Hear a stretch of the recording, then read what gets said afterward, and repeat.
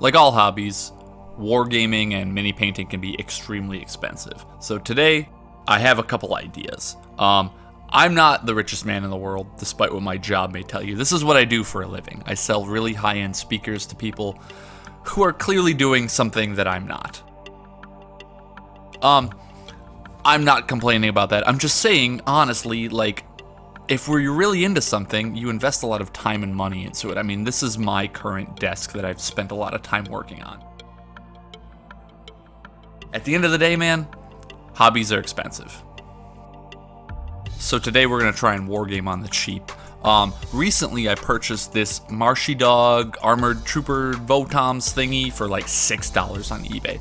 An unbelievable price for a small scale model. Like it's not the greatest thing in the world, but I put it together, you know, off camera over a couple afternoons, and I painted it up. And man, I love this little guy. Look at Scope Dog, Marshy Dog, whichever one. He's real cute. I love him. I painted him real rusty, and I had a good time. $6 plus some paint, and you can have a little robot you can put in one-page rules or something, man. I don't know. Another big choice for cheap minis is Reaper Bones. I like to use these troopers just to like test out colors and washes. My name is Chris. I like to paint things, and today we're going to take a super cheap model kit that I bought off eBay. We're going to paint it up, we're going to use it to practice some techniques, and we're going to learn a thing or two. How's that sound?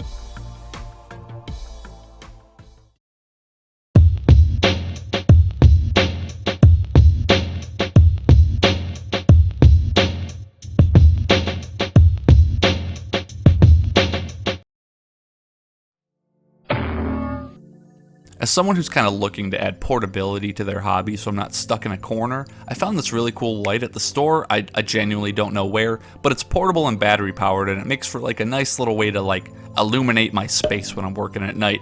I don't really film often when I'm just chilling at my desk watching TV with my wife. We're just hanging out, you know. I don't want to be making videos while doing that, but I set to work building this little model kit there. I mean, again, super cheap models, like, it's just a nice way to hang out and listen to TV and watch stuff while building something silly.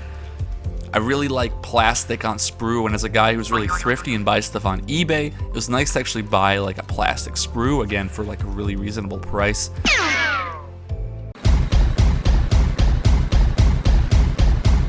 Wasn't the easiest kit to put together. It's old. I mean, this is like a 90s model, like a 90s plastic model, so it's made to be smooth panels that just don't lock together very well. But at the end of the day, I got there. I think this thing looks pretty dope. It's a Battletech Warhammer? Warhawk. I don't remember.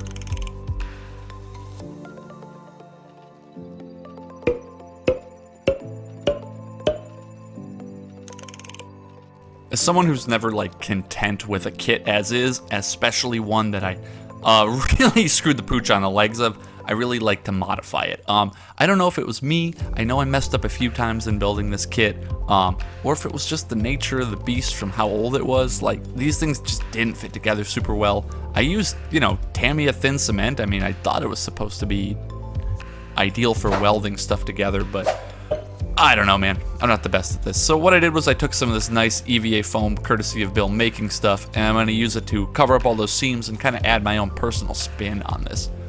This is lesson number 1, a good way to just practice like kit bashing, practice editing an existing model kit, and making it kind of your own. So I just use these to add like another dimension of armor plating. We're gonna add some plates and some chunky rivets, kind of like this dude was welded with big chunky rivets instead of really pristine Battletech style.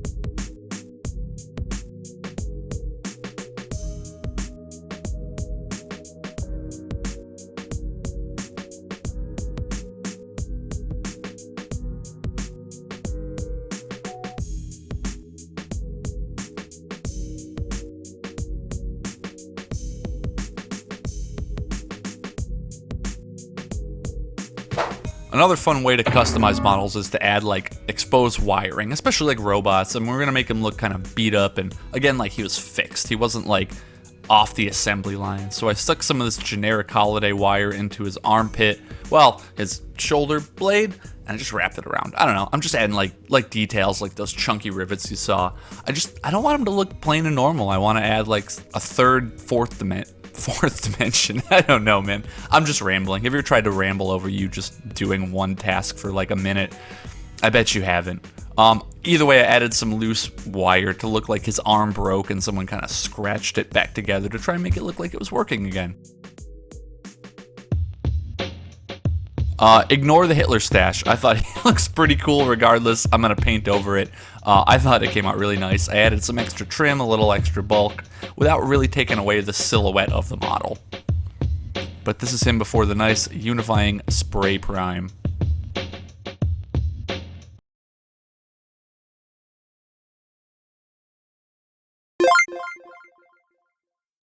I'm going to show you a few quick experiments I did on really cheap models, both of which are Reaper bones. This burrowing behemoth was initially a mix of just a bunch of different washes over a, a slap chop. We used all these different Vallejo game washes and speed paints and tried to just like blend colors and see if we could get a nice undercoat. I don't know how well that worked, but the meat and potatoes of this video is this.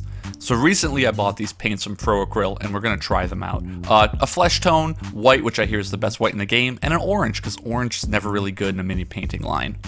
So first I took that flesh brown color and I covered up all the little spikes in his eyes and even the claws, all that sort of thing. Want to get a good base coat for our orange because we're gonna go for super high contrast.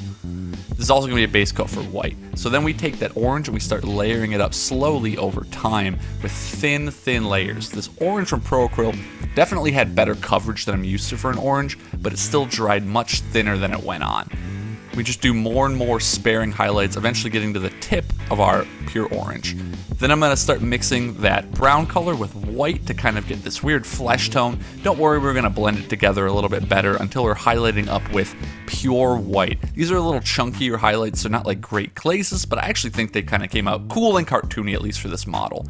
And then we take a unifying sepia wash and put everything together. That's going to solidify and unify all of our color and bring that layering a little more consistent. Then we obviously have to pet our cat because no miniature is complete without petting Maxine first.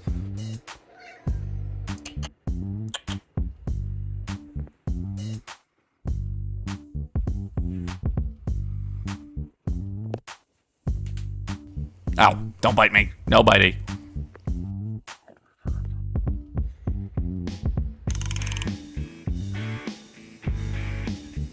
Put in all these cat clips just for me, not for you guys, but kind of for you guys.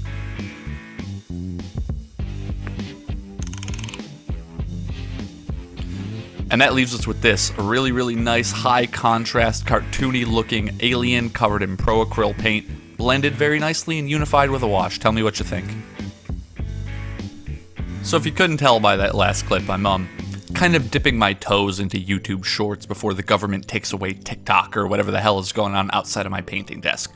I don't know, man. I don't get out too much. All I know is I need to make a rusty robot. The black and gray spray primer is like the best thing to unify any scratch build or kit bash sort of thing because it makes it look like an actual model kit that's meant to be, and you're not like looking at all the different colors of all the different pieces. So I do the old Bill making stuff special. I reference that man a lot. I mean, you guys got to check that guy out, Bill. I don't know. I'm taking a lot of notes from him if I'm trying to get into this YouTube thing. He does everything rusty crusty, and sometimes I like rusty crusty. Other times I like cartoony. Like right now, we're gonna give this rusty crusty robot an all over like overbrush in a metallic, like a cheap craft paint metallic. We're being super cheap with this build. No expensive model paints here. No, fancy techniques. We're just learning new skills and how to make them really well. I mean, we're doing the old school Bob Ross beating the, what did Bob Ross say? Beat the devil out of it. I mean, we're just gonna whip this bad boy around. Cheap model paint, honestly, is pretty good for getting texture. It doesn't dry as fast as like these fancy miniature painting paints do.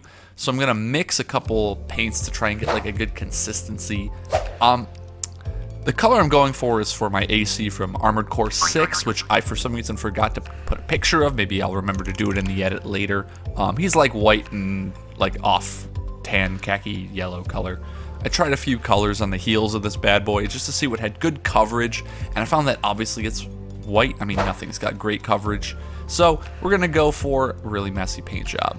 Now, the best rusty, crusty way to paint is you do a rusty undercoat, an overall dry brush of metal, and then we do a paint without trying to cover everything. We're not gonna cover all the edges. We're gonna actually color specifically inside the lines, people. Don't even go near the lines. The lines are lava like the floor when you were a kid.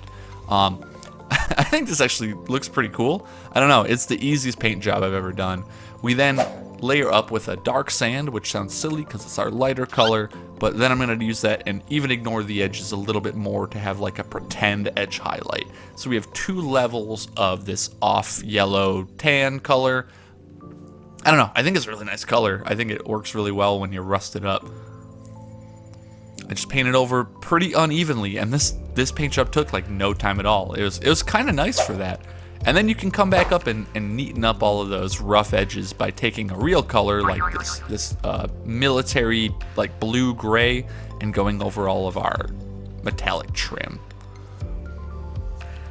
I just go over all these the same exact way. We're not being super, you know, this is the most accurate I've been on this entire paint job, is like these small details we're getting with this gray color, and that's just to make things like less messy because these look intentional because they are intentional.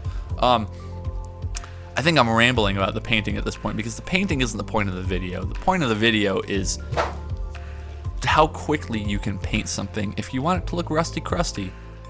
So titanium white from Pro Acryl is a phenomenal paint. Look at the coverage. I mean, it's a rough coverage, but this is a single rough coat. I'm not even using a brush. I'm literally like over brushing with a cheap makeup brush.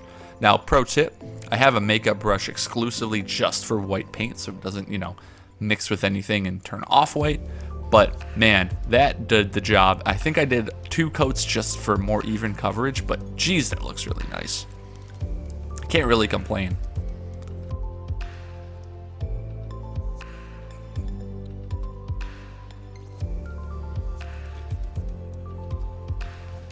Next, to add a little bit of detail, we use decals. So this model kit came with some ancient 90s decals that I'm gonna cut up and just kind of put wherever I want. I mean, they still work. There's literally no reason that they're not going to work. And it was kind of cool seeing how this faded piece of transfer paper was going to still make its way to a model after, I don't even know what year this model came out. I can look it up if you want me to, but it was kind of nice. I don't know, models and toys are meant to be built and played with. People buy like Warhammer kits and they leave them in a blister pack and they just leave them there for decades and decades. And it's like, that's cool and all, and I get nostalgia, but at the end of the day, man, toys are toys and they're here for you and I to have fun with them and to make them really, really beat up and throw them around like this poor robot, and to cover them in homemade brown wash, which is what I have here. This is all of the leftover brown wash from all my other terrain builds, and literally anytime I use some watered down brown paint, and we're just gonna lather this all over this model. I'm not gonna waste the good Agrax Earthshade on a model that costs $6, no siree. I couldn't even quantify how little this paint costs, how inexpensive doing this project is the whole idea. I mean, all you do is you water down some paint with some dish soap, and then you dap off the excess so it doesn't, you know, gum up too much, and you just leave it to dry for like 12 hours because it's soaking wet and it takes a little bit of time. But he's gonna look great when he dries off, I promise.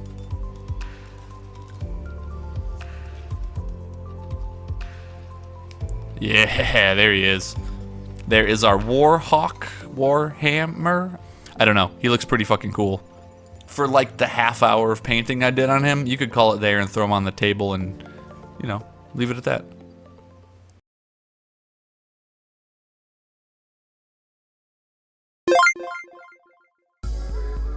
So I'm gonna practice some dry brushing and like layering through dry brushing on these really cheap troglodytes from Reaper Bones. They were like a couple dollars for 3 lizards holding spears, and they require no assembly. I don't think you can do better than a couple bucks for 3 lizards holding spears that require no assembly. They have really, really nice scales, and I think they're gonna be perfect for like a layering up dry brushing of green. So I recently built and painted this diorama for my wife depicting her fighting a lizard that the corporate overlords have deemed she has to be unfortunately subservient to. It was a really good excuse to dry brush from dark green and layer like dry brushing all the way up to yellow. I based off this little axolotl. I did that using Castellan green all the way up to moot green from Citadel, and then using an extremely vibrant yellow from Green Stuff World called Cyber Yellow. My green, unfortunately, was dried up due to personal negligence and the goddamn Citadel pots, but I digress. So I opted for green skin from the Army Painter. Ooh, green skin. I started with an extremely heavy dry brush of that green skin over a zenithal spray, layering and mixing that green skin into that moot green and doing less and less of a dry brush on the body. Eventually we're just striking at the top and not even dry brushing like the lower 2/3 of the model. Makes a big difference, right? You can do the same thing with flesh too. I'm using like a dark rosy skin and dry brushing using some barbarian flesh from the Army Painter. You just mix and mix slowly, going from the darkest color to the lightest color, dry brushing and getting some nice texture on there. The secret to this is that the base coat needs to be the layered part, and then you fill in all the details later. If your base coat goes from dark to light, and then you fill in some details and do a wash, everything is gonna look really, really, really nice and really high contrast. Let me know what you think. Again, can you tell I'm working on some YouTube shorts? You'll see this one in like a week, I promise.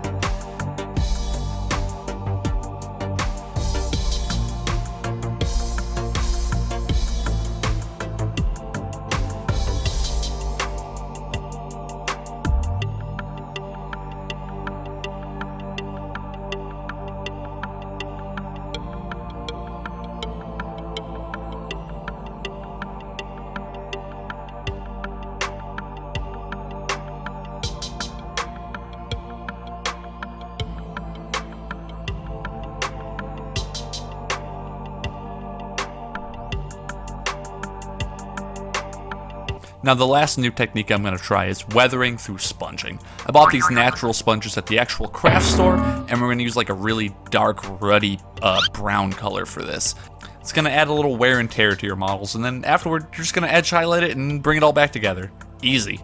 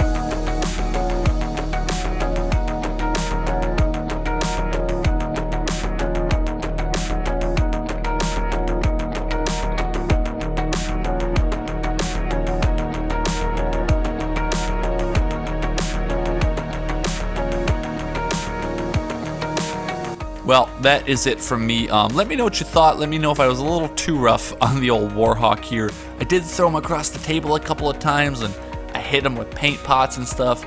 Is that rude? I don't know. He was like $7.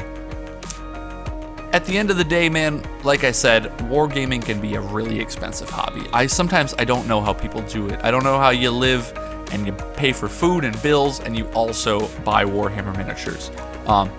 And I'll never tell you to stop buying Warhammer miniatures because this hobby's awesome and it's fun. But if you're gonna practice, especially if you get like block on expensive models and you don't want to start them because you're worried you're gonna ruin them, buy some cheap robots on eBay, man. Or build some cheap robots out of beads. I'm gonna be doing a video of building cheap robots out of beads pretty soon. So stay tuned for that if you're interested. If you have any cool cheap model recommendations, let me know. If you yourself are a fan of cheap robot models or know anything about any of the weird anime mechs that I built, because I don't, yeah, let me know. Next video I think is going to be Blood Bowl, so if you're into Blood Bowl, stay tuned. It depends what I finish sooner. It could be something else. I don't know. Apparently these videos take me a month, and I never realized they're taking me a month till a month passes and I'm stuck rambling into a microphone for a minute and a half as a model spins. I guess that's just the way she goes, guys. My name's Chris. I like to paint things. Have a great night. Like, comment, subscribe, do all that fun stuff. I think I'm going to make an Instagram officially. I actually made it this time. I'll post it when I get there. Have a good one. Take it easy.